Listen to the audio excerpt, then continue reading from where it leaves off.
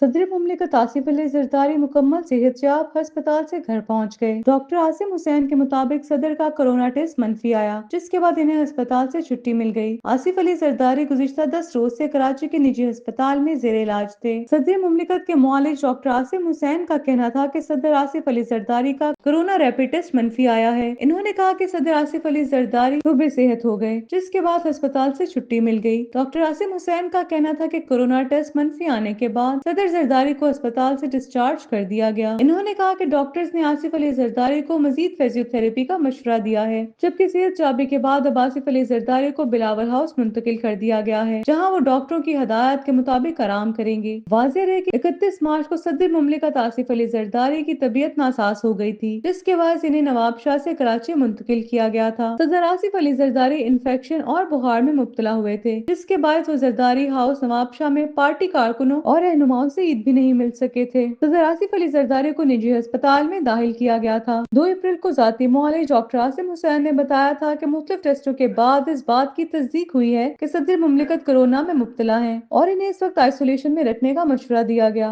इन्होंने कहा था कि माहिरीन की एक टीम इनकी देखभाल कर रही है और सदर मुमलिकत की हालत अब बेहतर है। 5 अप्रैल को सदर मुमलिकत के जाती मुआलिज डॉक्टर आसिम हुसैन का कहना था कि सदर मुमलिकत आसिफ अली जरदारी की सेहत बतदरीज बेहतर हो रही है और कल या परसों तक इन्हें अस्पताल से रुखसत देकर घर भेज दिया जाएगा।